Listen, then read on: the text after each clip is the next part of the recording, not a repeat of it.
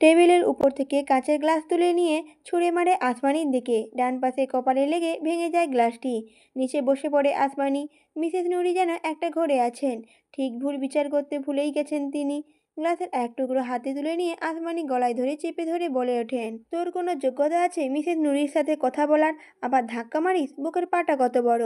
আজ দেখব সামান্য একটা কাজের মেয়ে হয়ে আমাকে স্পর্শ করার সাহস কোথা থেকে হয়। কাঁচের টুকরোটা আসমানি গলা ভেদ করে ঢুকেই যেত যদি না নাদিয়া এসে হাতটা টান ধরত। ঘুম থেকে উঠে চলে গিয়েছিল নিজের রুমে। বক্সে গান বাজিয়ে এক্সারসাইজ করছিল সে। আসমানিকে জুস দিতে বলেছিল। অনেকটা সময় চলে গেলেও যখন দেখলো আসমানি আসলো না তখন নিজেই ডাকতে আসছিল।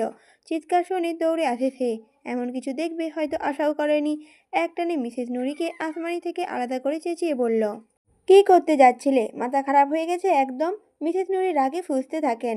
কথা বলতে গেলেও যেন ভালো কথা বের হতে চায় না। কিছুক্ষণ যেতেই রাগে চিৎকার করে বলে উঠলেন মিসেস নুরি, কি হয়েছে দেখতে পাচ্ছ না?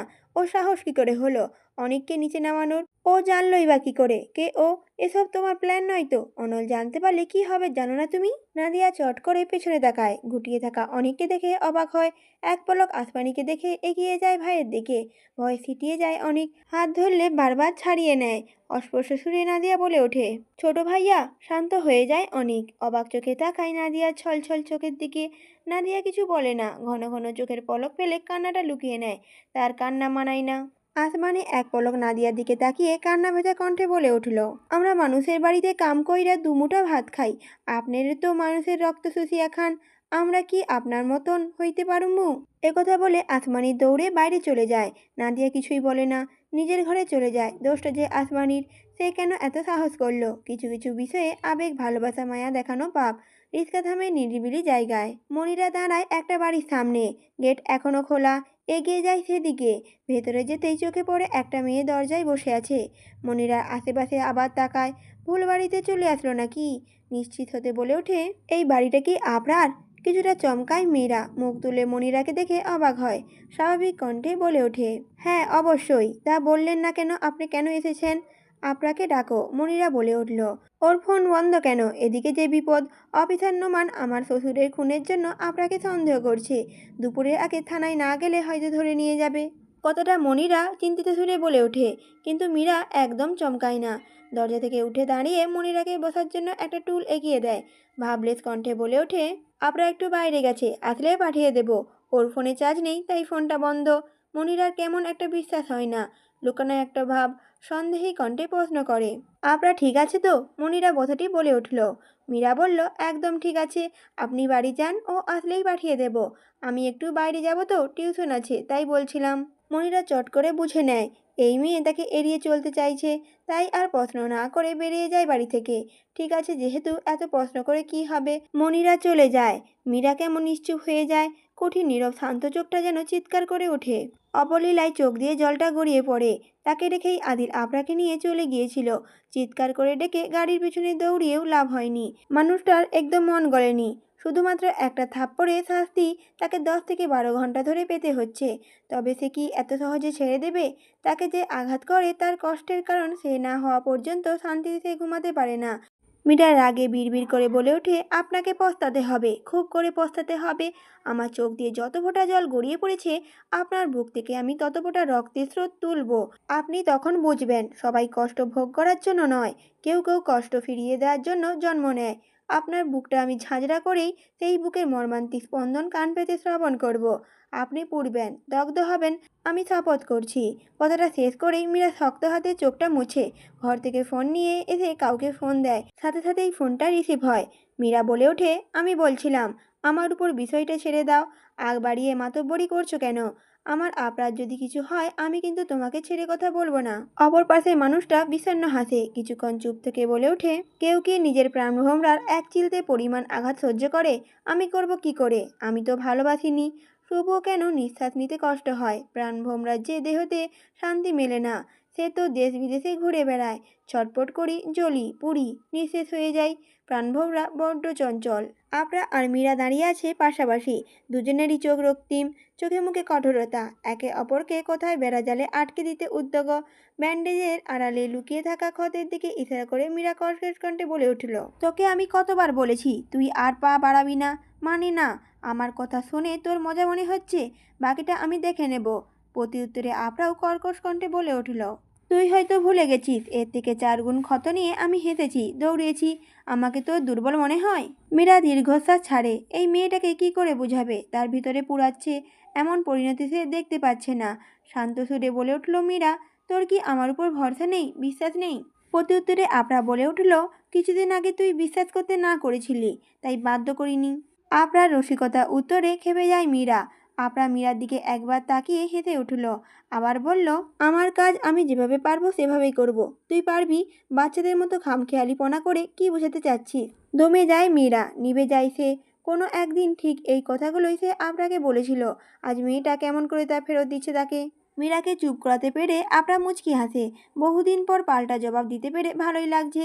মীরা কিছুক্ষণ থম মেরে থেকে আফরার পাশে বসলো, তারপর বলল, ক্ষুব্ধ ক্ষতি হবে না, যেহেতু লক্ষ্য এক, প্ল্যানও এক, বন্টন করতে সমস্যা কি?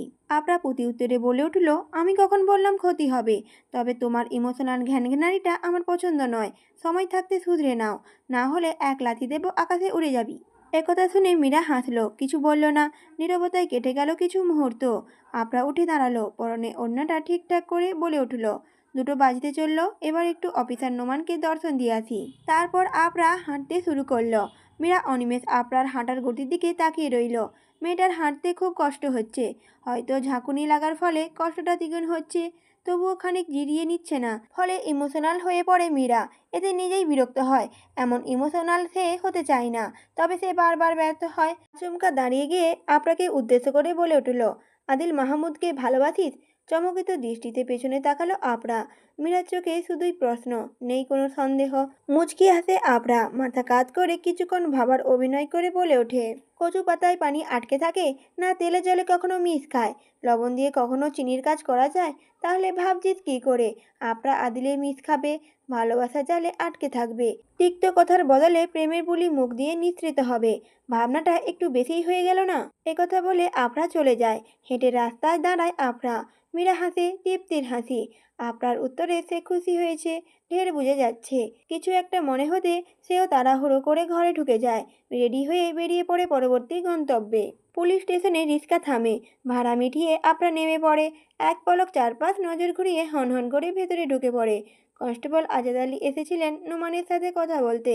আফরাকে দেখে এগিয়ে আসেন তিনি। জিজ্ঞাসু কণ্ঠে বলেন, আপনি এখানে? আফরা তাকায়, চিনতে অসুবিধা হয় না। সরল কণ্ঠে জবাব দেয়, নোমান স্যার আসতে বলেছেন। অফিসার আছে? আজাদ আলী মাথা নাড়ান, দৃষ্টিতে সন্দেহ কিছুটা। বারবার একই আফরার হাতের দিকে তাকাচ্ছেন। আফরা ব্যাপারটা বুঝতে পেরেও চুপ থাকে। ভ্রু নাচিয়ে ইশারা করে আজাদ আলীকে। আজাদ আলী থতমত খেয়ে যান, তারপর মুচকি হেসে সেখান থেকে চলে যায়। আফরা আর কিছু বলে না। এদিক ওদিক দেখতে দেখতে হাঁটতে থাকে। ব্যস্ততার সহিত ফাইলে চোখ বুলাচ্ছিল নোমান। আতিকুর আর আশরাফ উদ্দিনের কেস নিয়ে বিরাট ঝামেলা বেঁধে গেছে। উপর থেকে বারবার নির্দেশ যাচ্ছে কেসটি তাড়াতাড়ি সমাধান করার। অথচ নোমান কোনো দ্বিধাই খুঁজে পাচ্ছেন না। দুটো ঘটনার মুভিট একটা কিনা সেটাই পর্যন্ত ধরতে পারছেন না। খুনি পর্যন্ত পৌঁছাবে কি করে? দরজায় নক পড়ে। ফাইলে দৃষ্টি রেখেই নোমান বলে ওঠে, কামিন। আফরা সরাসরি ভেতরে ঢুকেই চেয়ার টেনে বসে পড়ে। কিছুক্ষণ চুপ থেকেও যখন নোমানের সাড়া পাওয়া যায় না, তখন নিজে থেকেই দৃষ্টি আকর্ষণ করতে বলে ওঠে, আপনাদের থানায় তো দেখছি আতিথেয়তায় পালাইনি। এলাম 5 মিনিট হলো, এখনো পর্যন্ত চায়ের অফারটুকু পেলাম না। বড়ই হতাশা হলাম। মেয়েলি ব্যঙ্গাত্মক কণ্ঠ শুনে কিছুটা চমকায় নোমান। সে ভেবেছিল কোনো কনস্টেবল এসেছে। ফট করে মাথা তুলে আফরাকে দেখে ভ্রু কুঁচকে যায়। মেয়েটি থানায় কেন? ভুলভাল দেখছে নাকি সে?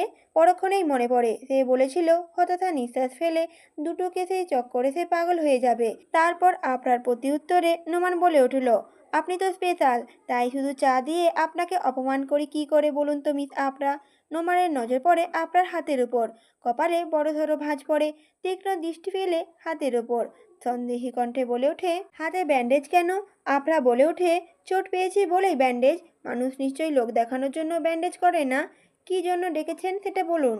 নোমান বলে উঠল, ঠিক আছে, তাহলে কথায় আসছি। কাল রাতে আপনি কোথায় ছিলেন?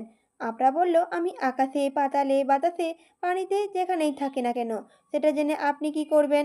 নিশ্চয়ই পুলিশ জিপ নিয়ে ছুটে যাবেন না? নোমান চোখ রাঙিয়ে তাকায় আফরার দিকে। ভারী বেয়াদব তো মেয়েটা, দাঁতে দাঁত চেপে বলল। আশরাফ উদ্দিন যে রাতে মারা গিয়েছে, অর্থাৎ কাল রাতে আপনি যে বাড়ি থেকে আনুমানিক 9টায় কি 9:30টায় বেরিয়েছেন, তারপরেই আশরাফ উদ্দিন কবর দেখার নাম করে বেরিয়ে যায়। অথচ সে কবরস্থানে যায়নি। সকালে তাকে মৃত হিসেবে পাওয়া যায়, গুলি করে হত্যা করা হয়েছে।